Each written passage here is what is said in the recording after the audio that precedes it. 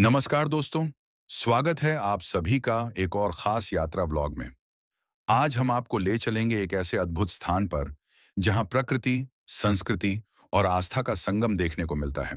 जी हाँ, हम बात कर रहे हैं Maa Mundeshwari wild life eco park की, जो भभुआ, बिहार के कैमूर जिले में स्थित है।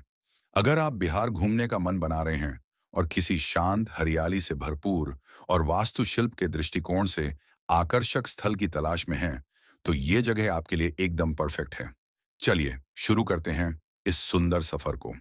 इको पार्क की लोकेशन और महत्व। Maa Mundeshwari wild life eco park Bihar का पहला थीम आधारित वाइल्ड लाइफ इको पार्क है।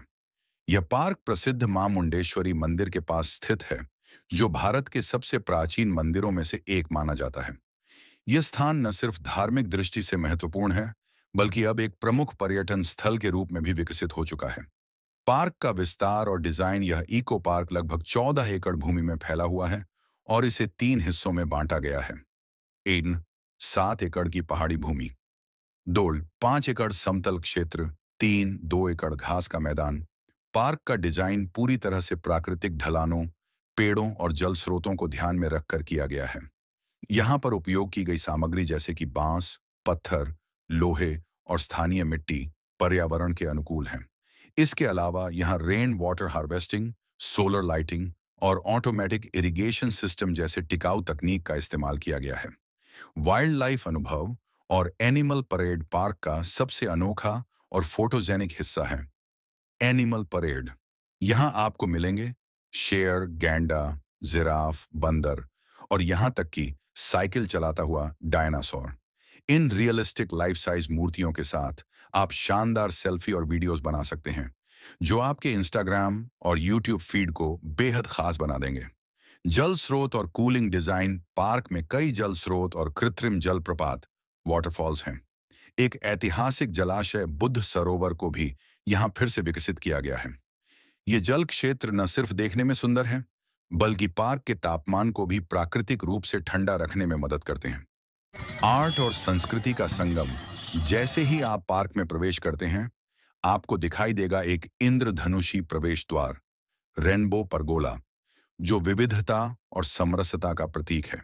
इसके अलावा पार्क में बनी हैं नवरस वृक्ष प्रतिमाएं, जो भारतीय संस्कृति के 9 रसों, भावनाओं को दर्शाती हैं, जैसे श्रृंगार, करुणा, वीरता, अद्भुत आदि।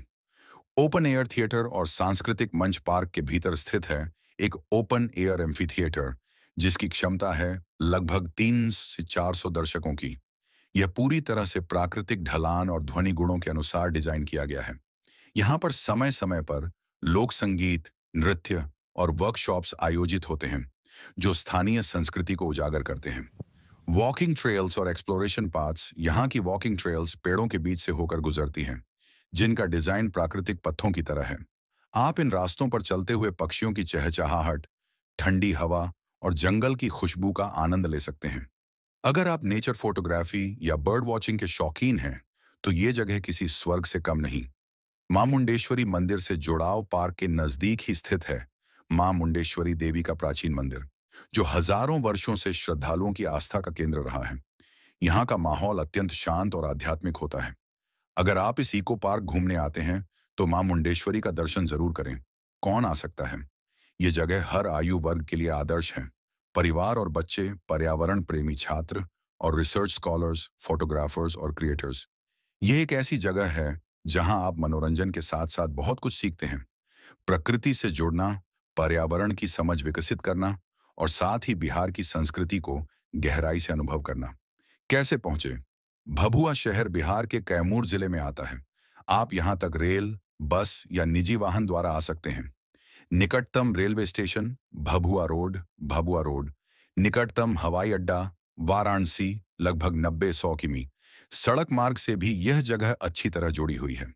व्लॉगर के लिए सुझाव। अगर आप एक ट्रैवल व्लॉगर हैं, तो यहाँ शूट करने के लिए आपको मिलेंगे सुंदर नेचुरल बैकग्राउंड्स, आर्ट इंस्टॉलेशन के साथ यूनिक फ्रेम्स, बर्ड साउंड्स और वाटरफॉल्स की ऑडियो एस्थेटिक्स। ड्रोन शॉट्स के लिए शानदार लैंडस्केप्स। निष्कर्ष, मां Mundeshwari wild life eco park